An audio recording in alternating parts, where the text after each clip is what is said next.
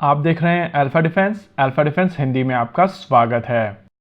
आज के इस वीडियो में हम लोग बात करने वाले हैं GTRE कावेरी के बारे में और मेरे हिसाब से ये इस डेकेड की सबसे बड़ी न्यूज़ है। अपडेट ये है कि DRDO की तरफ से एक डोमेन एक्सपर्ट हायर किया जा रहा है जो LCA तेजस और GTRE कावेरी इंजन के इंटीग्रेशन को ओवरसी करेगा और ये इंश्योर करेगा कि इस प्रोजेक्ट को लेकर सारा कोऑर्डिनेशन किया जाए। अगर आप इस चीज को एज सच सुनेंगे तो ये बहुत बड़ी न्यूज़ है, लेकिन इसके बारे में डिटेल में बात करने से पहले हम लोग आपको एक छोटा सा मैसेज देना चाहते हैं जो व्हाट्सएप चैनल से रिलेटेड है। आप में से कुछ लोगों की कंप्लेंट है कि हम लोगों की तरफ से व्हाट्सएप चैनल के ऊपर बहुत फ्रीक्वेंट अपडेट्स नहीं दिए जा रहे हैं। देखिए, पर्सनली मैं आपकी फीड को स्पैम नहीं करना चाहता था, लेकिन हम लोग आगे कोशिश करेंगे कि और फ्रीक्वेंट अपडेट्स आपको दिए जाएं। वैसे आप में से जो लोग इस चैनल को ज्वाइन करना चाहते हैं उनको डिस्क्रिप्शन में लिंक मिल जाएगा। आप सभी को याद होगा एरो इंडिया के बाद हम लोगों की तरफ से आपको कुछ अपडेट्स दिए गए थे जहां पर इंजन को लेकर भी हम लोगों ने बात की थी और मैंने आप सभी को बताया था कि मेरी जो सिद्दीकी सर के साथ में कॉन्वर्सेशन हुई थी वहां पर हम लोगों को क्या पता चला था। सिद्दीकी सर जब GTRE के साथ में थे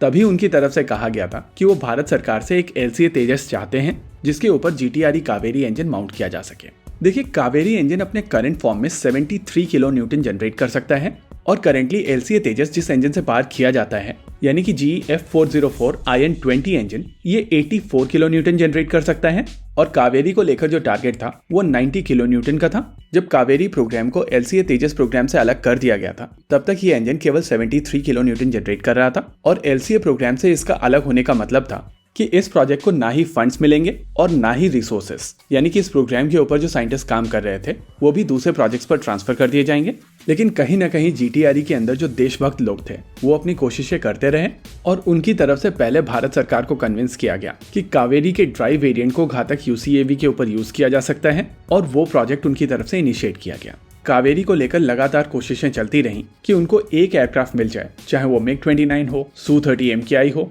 या LCA तेजस हो, ताकि वो इस इंजन को प्रूव कर सकें। और अब लगभग 9 से 10 साल के बाद में मिनिस्ट्री ऑफ डिफेंस में किसी को बुद्धि आई है और ये प्रोजेक्ट अप्रूव किया गया है। देखिए, ये बात सच है कि GTRE कावेरी केवल 73 किलो न्यूटन जनरेट करने में सक्षम है और इसका वजन भी लगभग 100 किलोग्राम ज्यादा है। लेकिन LCA तेजस हमेशा 84 किलो न्यूटन का थ्रस्ट यूज नहीं करता है और उस हिसाब से अगर इस एयरक्राफ्ट को कम पेलोड के साथ में यूज किया जाए तो कावेरी अपने करंट फॉर्म में इस एयरक्राफ्ट को पार कर सकता है और ये इंजन सर्टिफाई हो सकता है। देखिए, यहाँ पर ये किसी का भी केस नहीं है कि कम थ्रस्ट वाले इंजन के साथ में LCA तेजस को वॉर में भेजा जाए। यहाँ पर बात हो रही है केवल सर्टिफिकेशन की। एक बार जब ये कोर सर्टिफाई हो जाएगा तो मिनिस्ट्री ऑफ डिफेंस को कन्विंस किया जा सकता है कि इसके थ्रस्ट इंप्रूवमेंट के लिए कुछ फंड्स अलोकेट किए जाएं और जिस तरीके की टेक्नोलॉजी का एक्सेस आज DRDO के पास में है उसका प्रयोग करते हुए यहाँ पर चेंजेस किए जा सकते हैं और यहाँ पर थ्रस्ट भी इम्प्रूव किया जा सकता है। एरो इंडिया के दौरान DG एरो सिद्दीकी सर की तरफ से हम लोगों को बताया गया था कि अगर बेसिक मटेरियल चेंज किया जाए तो इस इंजन का वजन भी कम किया जा सकता है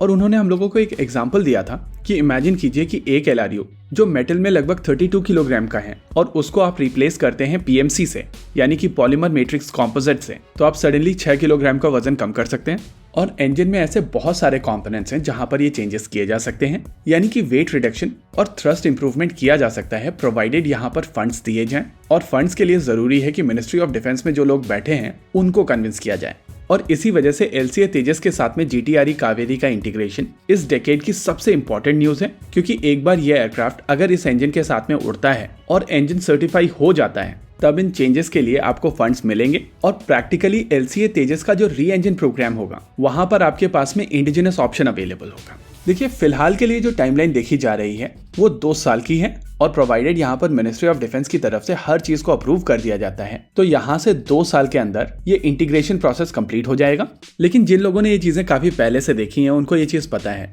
कि मिनिस्ट्री ऑफ डिफेंस की तरफ से चीजें इतनी जल्दी अप्रूव नहीं की जाती हैं और वहां पर जो लोग बैठे हैं उनकी सोच काफी हद तक हम लोगों जैसी है। आपको कमेंट सेक्शन में बहुत सारे लोग मिल जाएंगे जो कहेंगे कि GTRE की तरफ से सालों से फंड खराब किए गए हैं और हमारे टैक्स के पैसे के ऊपर इन लोगों ने मजे किए हैं। ये वही लोग हैं जिनका मुंह नहीं खुलता है जब FGFA के बारे में बात होती है। देखिए, इस समय जो चीज कावेरी इंजन कहलाती है उसको डेवलप करने के लिए $250 मिलियन की लागत लगी है और FGFA में आपने $210 मिलियन बर्बाद किए थे। और मेरा पर्सनल मानना है कि अगर मेरे टैक्स पैसे DRDO के पास में जाते हैं और वो लोग रिसर्च करते हैं, भले ही रिजल्ट्स नहीं आते हैं, मैं उस चीज से खुश हूँ। लेकिन रशिया और US के सामने जब भारत सरकार कटोरा लेकर खड़ी होती है और टेक्नोलॉजी ट्रांसफर की भीख मांगती है वो मुझे बर्दाश्त नहीं है। अगर आज हम लोग रिसर्च एंड डेवलपमेंट में इन्वेस्ट करेंगे तो कल हम लोग कटोरा लेकर उनके सामने नहीं खड़े होंगे। मेरी सोच सिंपल है। इसी के साथ आज के इस वीडियो में रखते हैं केवल इतना ही। वीडियो को अंत तक देखने के लिए धन्यवाद। देखते रहिए अल्फा डिफेंस। जय हिंद।